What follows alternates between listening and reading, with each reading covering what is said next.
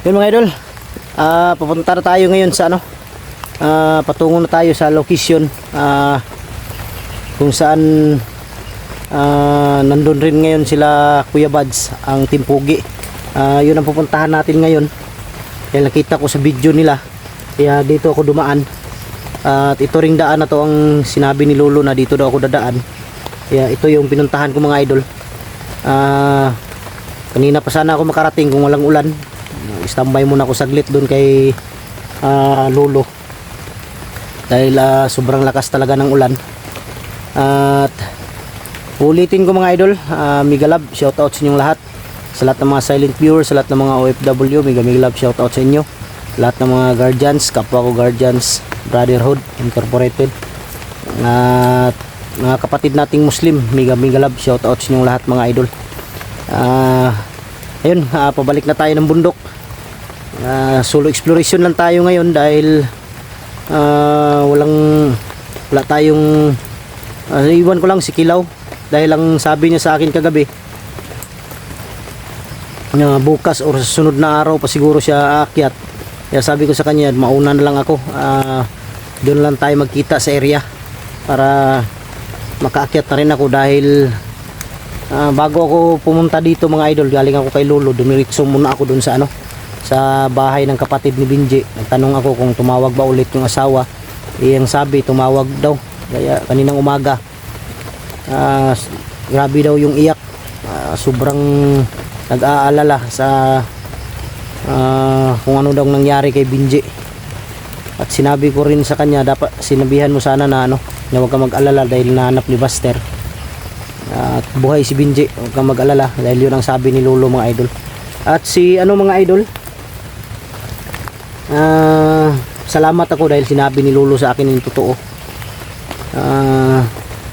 Si Jackie Bird ay isa ring assassin pala na ginagamit ni Lolo sa bundok, kumukuha ng mga impormasyon. Pero yun talaga ang sabi ni Lolo, na bihira lang daw makikita si Jackie Bird, bihira lang daw yung susulpot. Yun ang sabi ni Lolo sa akin. Dahil si Jackie Bird daw mga idol ay medyo may may pagka hindi ordinaryong tao. Yun ang sabi ni Lolo sa akin kanina. At sabi niya na huwag kang mag-alala dahil si Jackie Bird pag kahit malayo ka, kahit sang area ka, basta makakarinig yan sa'yo, tawagin mo lang yung pangalan niya or di kaya pangalan ko, banggitin mo lang kung nasa kagipitan ka na, bigla kaming darating. Salamat ako dahil si Jackie Bird at si Lolo ay isa. Duda na talaga ako mga idol. Si assassin lang ang sabi ni Lolo na ano daw, nag-traitor na daw talaga si assassin sa kanya. Pagkatapos makakuha ng mga gamit, agimat, makakuha ng mga orasyon, kaya nag-traitor. Ang assassin daw yung may pakana ng paglusob sa bahay ni Lolo. Kinausap sila Jipot para lusubin yung bahay ni Lolo. Si assassin daw yung nagturo at nag-traitor sa kanya. Kaya sabi ni Lolo na kung makita daw si assassin, paslangin. Yun ang sabi niya. Dahil si Lolo hindi na pwedeng makapunta dito sa bundok. Makapunta si Lolo mga idol pero hindi na yung gagaya ng dati na makipaglaban siya. Pumupunta si Lolo pero sa pamamagitan na ng spiritual, ibang katauhan yung dinadala or di kaya isang espiritu na nagmamasid. Dito tayo dumaan, papunta doon sa area kung saan sila ngayon. Sana ligtas dito dahil matagal na hindi ako nakadaan dito mga idol. Ang area kasi ng mga idol na pinupuntahan namin, magkadugtong lang yan, pero sakop pa rin ng Mount Banwag. Sa laki ng area ng Mount Banwag, pwede kahit saan pwede kang pupunta, pwedeng kahit saan pwede kang lulusot. Kaya napakalawak ng Mount Banwag. Ngayon mga idol, nasa baba pa ako, hindi pa ako nakaakyat sa Malayo pa to sa Mount Banwag pero sakop to ng Mount Banwag. Ingat lang tayo dahil tayo lang mag sa mga idol. Pero hindi lang tayo pwedeng pensa dahil kanina pa ako may naririnig dito mga sigawan mga idol.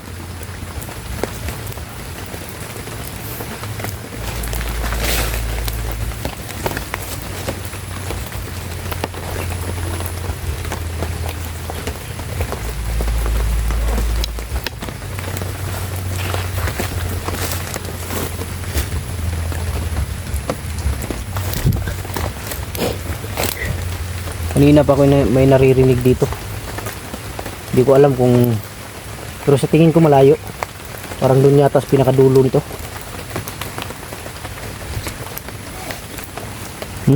Doon talaga oh. Malayo lang. Doon sa unahan.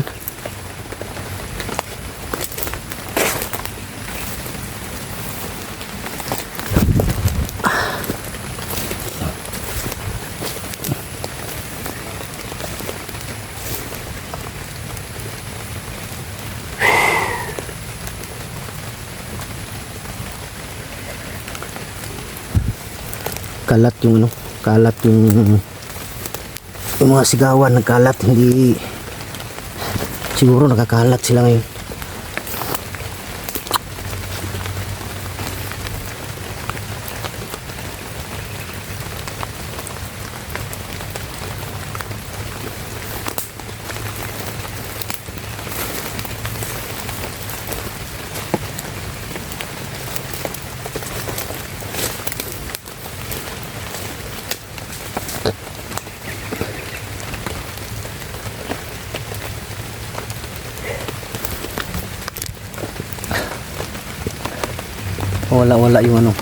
wala yung mga busis nila mga idol, kaya hindi tayo pwedeng kumpiyansa, baka nagtago sila o ano.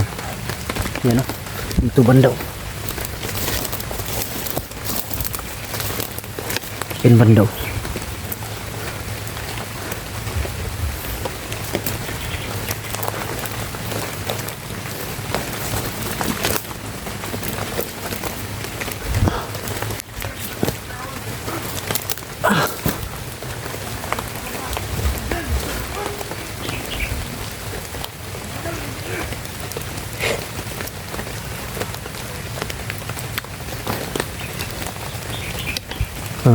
Andun, tatago talaga oh.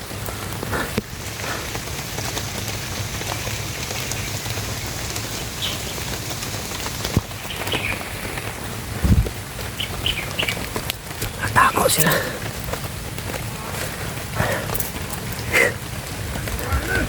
Hindi lang tayo lalapit, umasid lang tayo.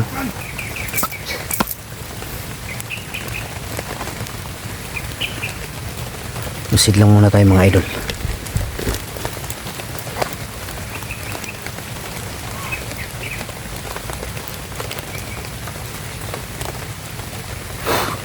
Ayun na, lakad-lakad oh.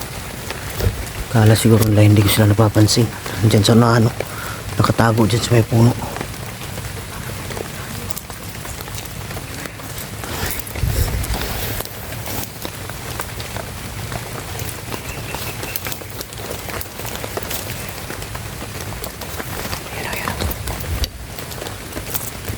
Katago dyan sa likod niyan, mga idol oh. Dyan oh, nakatago sila.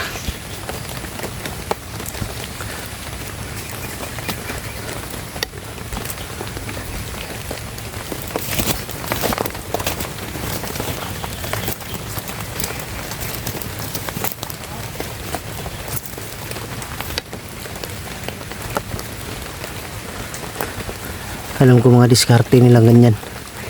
Tatago yan sila tapos huliin ka.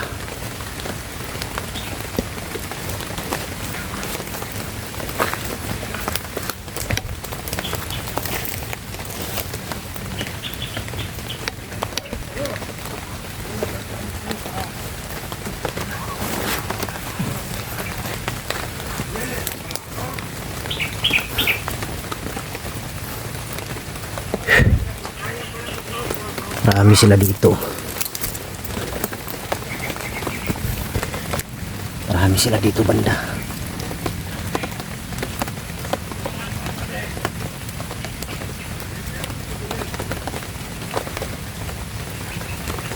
Sa tingin ko may mga kasama to sa unahan.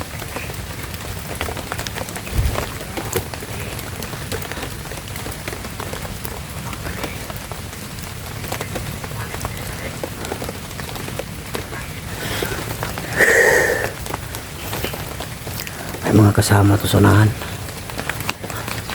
Ayun o, yun o. Lumabas yung baril o. Yun o, yun o. Sigurado ko mga bantay to dito.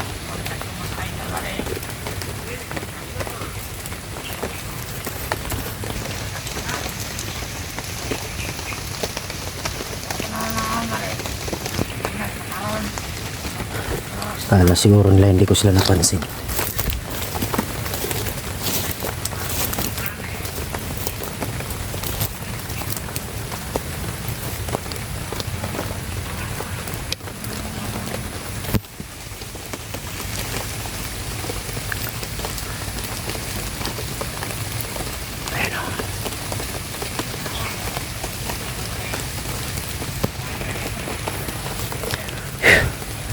Masit lang tayo.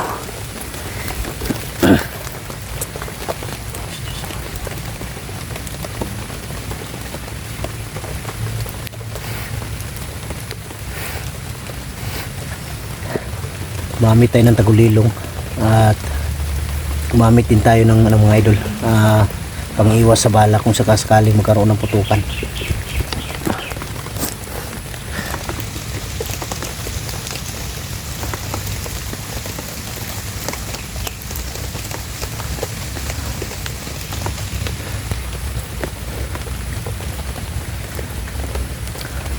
Sana makita na natin si Benji para mawala na yung pag-aalala ng kanyang ano ba, ng kanyang pamilya.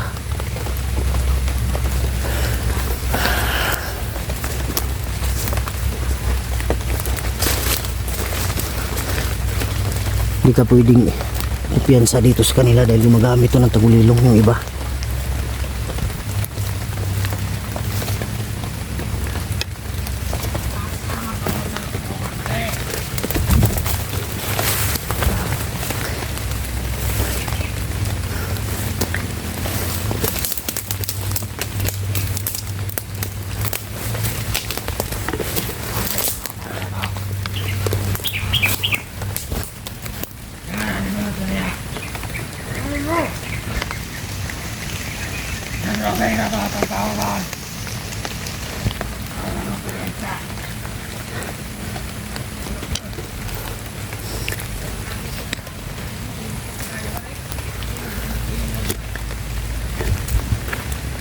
Dito sila.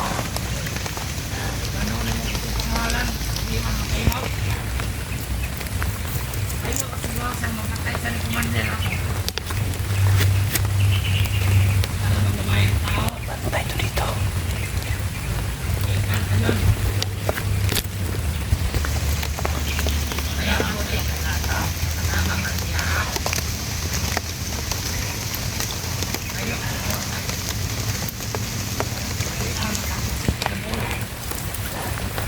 Di ka may nabangan nila akong mga idol.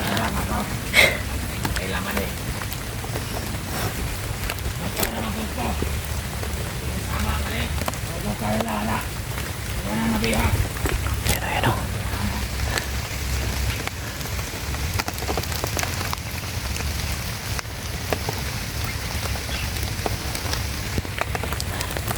May mga dalang baril.